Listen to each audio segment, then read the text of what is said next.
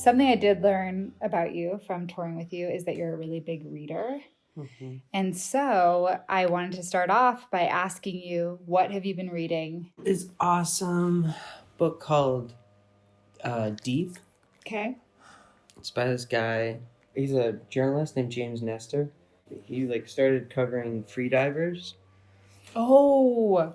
Yeah, and so he was going to these competitions and he was seeing these dudes come up with bloody noses and burst lungs, and he was just like, why are these people doing this? Right. So he started investigating why people do that, and then it led him to several different communities of people who free dive. They're people who free dive for sport, and there are people who free dive for just exploration, right? And there are people who free dive for science, and they realized that the best way to study whales is just to go down there with them. Mm-hmm. But they get really freaked out about all the scuba apparatus. Yes. And then he found people that free dive for subsistence. There's this cool group of Japanese women and old Japanese women who free dive, and they go down to 100, 150 what? feet deep waters and just pick lobsters up off the ground, and they feed their communities. And it's oh my gosh. Yeah, it's a really old tradition of free diving. And it's just a really beautiful exploration of the different reasons behind human effort. I think effort is really an interesting concept to delve into right now, and that things are becoming more and more effortless, and that's the goal of a lot of our culture and the economy is just make things easier, right everything is just make it easier. Yes. And we all want that, yeah, because it's good and convenient. I have to tell you, I recently deleted all social media off my phone. Mm-hmm. It's really been eye-opening, just with the concept of effort. Technically it'll be more effort to, I have to find someone I trust that can execute things in a way that feels great and organic and natural. But it really has become such an active dopamine boost for me. Mm-hmm. And it would just be at nighttime, when I wasn't with the baby. Yeah. And it would be this thing I'd be excited to do. Mm-hmm. And I had a flight recently, and it was a 3-hour flight. I finished the book I was reading, and I was like, wow, the amount of content I could have consumed in 3 hours on my phone. And it would have been a mix of things, right? It would have been things that felt motivating, maybe some inspiring things. And then I would be served body cam footage. And it would be really disturbing, and it would really sit with me, and it would sit with my psyche. And I think we are fed those types of things, and then we just keep scrolling and scrolling and scrolling. But this thing that you're describing about tradition and the things that we want, the things that we're passing along to our kids, and basically going back to basics, there is a spirit in there that is fundamental to our growth. Yeah, and it's becoming less and less instinctual to do things that way. Yes. Yes. I was, on this trip in the mountains with my buddies this weekend, and right. We were up at 11,000 feet, and it was getting really dicey. We were kind of going up this escarpment, and there was just a sheer drop on one side, and there was just a collection of rocks we were climbing along on this side, and they were just becoming looser and looser. And at God! At a certain point, we all had a conversation. It was what are we doing up here, and what do we want to accomplish, and what do we want out of this? And whoa, we all realized we had there was a threshold that was that had come about, and yes, that we were either going to cross that threshold to make it about getting to the summit, or we were going to turn back and make it about the journey, so to speak. Right. And we turned around because it was becoming unsafe and stuff. But we had a long conversation about real effort, and though we weren't summiting, and though we weren't on a real trail, it was about this sense of effort that we were putting into it, and that it was a really beautiful and wonderful thing to exploring yourself that is like becoming a more and more rare concept that people are engaging with. Right.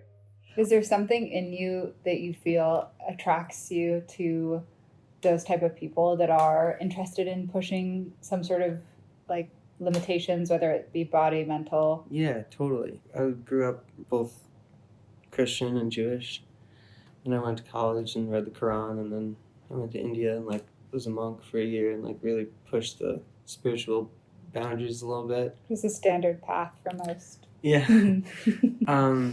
Really like skydiving. I drive a motorcycle. Like I like pushing the risky boundaries a little bit. But yeah, I think it's where like interesting things happen. During your time of being a monk, what's the craziest thing you learned? So I had this crazy experience when I was meditating like 8 hours a day and just eating like nothing but like lentils and rice. And I started being able to do this thing when I was meditating that I could like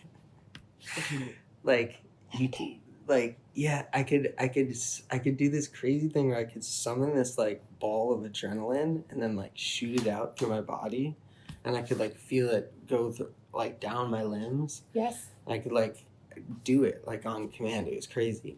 And I went to the abbot of the monastery and I was like, dude, like, yes, this is crazy. This crazy thing is happening. He was like, yeah, dude, like he was like, I've seen someone levitate. And I was just like, what? And he was like, I've seen people like be in two places at the same time. He was like, I saw someone levitate once. Like, people can do crazy shit, but like once you start being able to do stuff, like you have to never do it again. And like, oh wow, why is that? Because he was just like, as soon as it becomes about something that like that's ego related. Yeah, you get attached to it, you know, and right. then it's over. Because you know. Whoa. Yeah, it was crazy.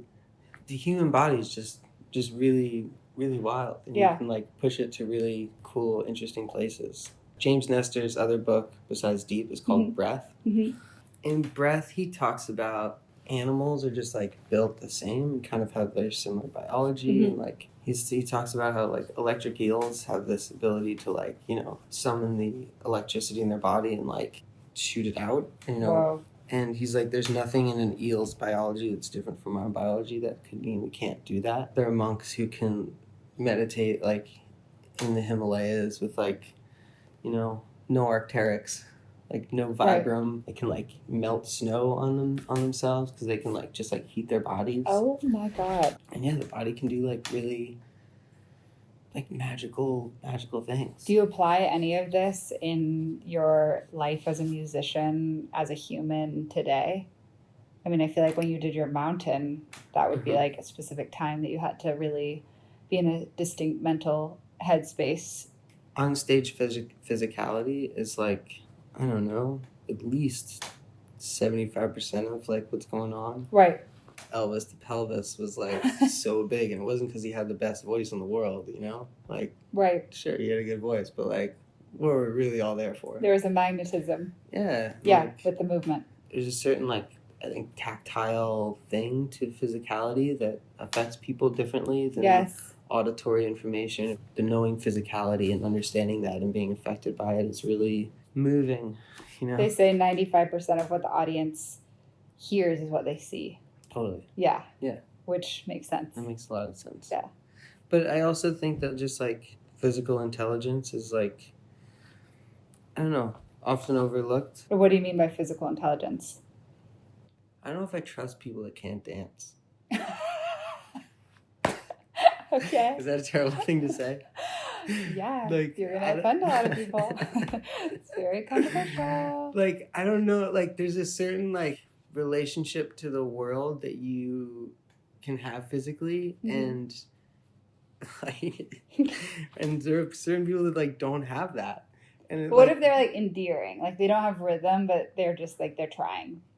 No, that's fine, but it belies a certain like, again, it's for me it denotes some kind of like ignorance about yourself and your relationship to the world around you. I don't know. I don't mean to like denigrate half the world that like doesn't have rhythm, but like there's a certain like real something missing that's going on. If you I can't get there. I feel like I've come here and I've been attacked because No, you know how to dance. You can I know you got one move, there but we go. you I know how can to do it. move. There You we can go. do it. There we go. That's really funny. I also think what you're picking up on too is like whatever it is, like I wouldn't even call what I do dancing, but I feel like I get what you're saying, which is just like it's physical expression and like that in some way correlates to like spiritual alignment and like connection with the world. Yeah, I mean it's all one thing. Like you can't and separate spiritual I don't that mean stuff. religious. Like, I just mean like That's why connectivity to the body. all those spiritual pursuits have like a heavy physical element. Right. Like yes. Sitting for 8 hours is fucking hard. Yeah. Not easy. And like, hiking to 12,000 foot peaks or diving 300 feet underwater is itself a physical feat, but it's also like a real heavy mental exercise. You have to have good reasons for wanting to do those things and like wanting to put yourself through them and your body through them and like. Right. I think that's what I found so difficult with like the depths of my. Like honestly, childbirth is like that. Oh God. It's such a physical feat, and you really have to like be psychically there for that. Yes. Like it's not something you can be like. Yes. Right off or like not for sure. Be physically like in tune with like. Right. I was also gonna say like in the like depths of my depression, like upon losing my sister Kate, I feel like that was what I found most difficulty with was this understanding of like knowing that movement is the most helpful, but because of the mental gymnastics that came with it was like extremely hard to do. So like going for a walk, like I knew that was like the most helpful, but on the walk I was bombarded with like traumatic memories, and part of the walk is it helps you walk through those memories, right? And by like the end of the walk, especially if you make it a significant length of time, you're finding like a new frame of reference. They say that walking, it affects you within like the first, it's like not even 5 minutes. It's like the first 2 minutes. It changes your brain and the wave patterns. And anyways. After I lost my dad a couple years ago, he was a real physical guy. He was like a hiker and a biker and a really good rollerblader actually.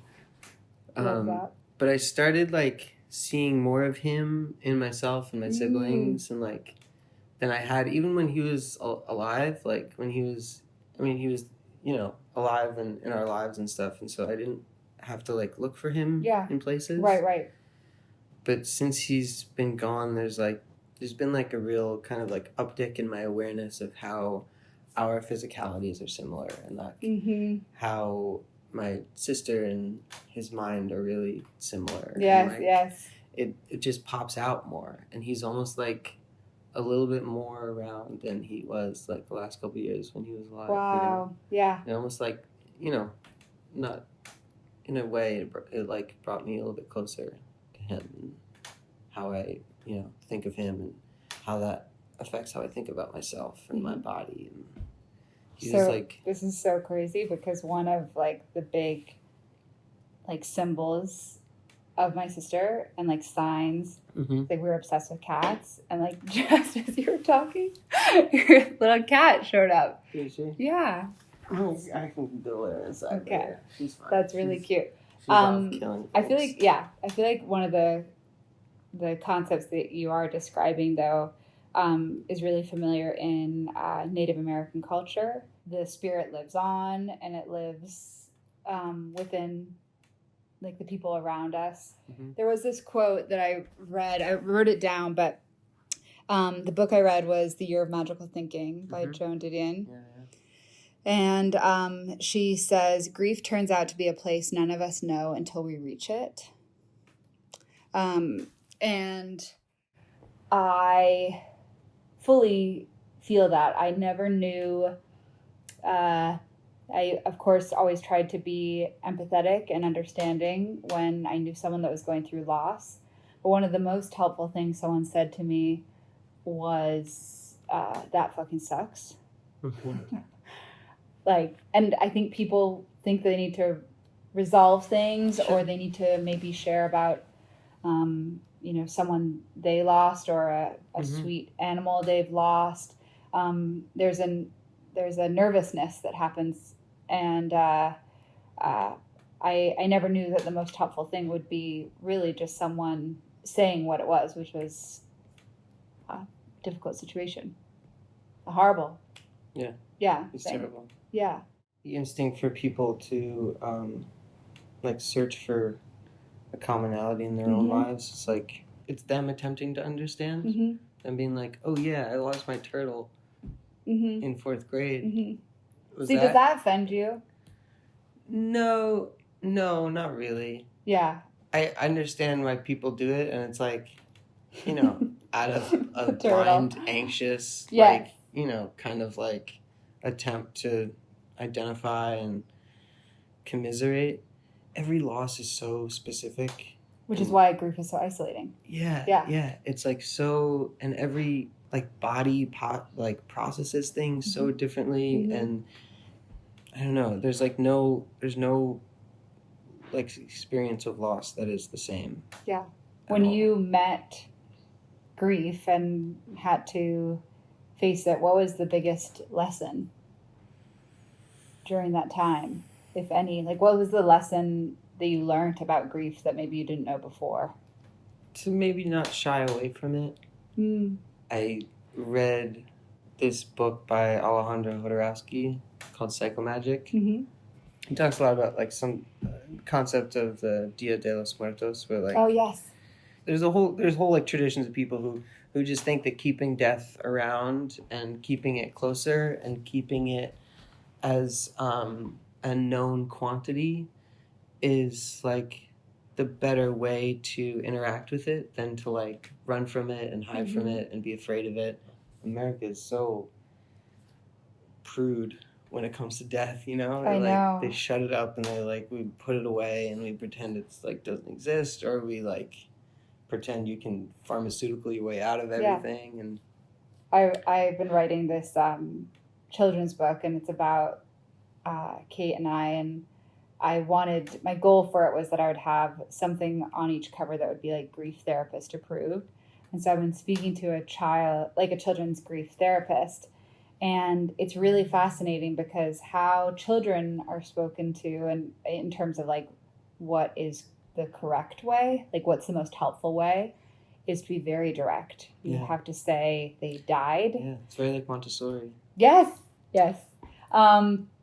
And because if you say like, oh, they passed away in their sleep, they'll be like, I don't want to ever sleep, And it was so crazy because I was talking to this grief therapist for this very specific thing, I realized it was my first time on this call with her saying that my sister had died. I had definitely done for now 3 years. I had said passed away, and it kind of healed something in me too, of just calling something what it is and like sitting in that discomfort. Well, thank you. This was all I wanted to chat about. Thank you for coming over and chatting with me and Cowboy. I'm obsessed with this dog. She very much enjoyed it.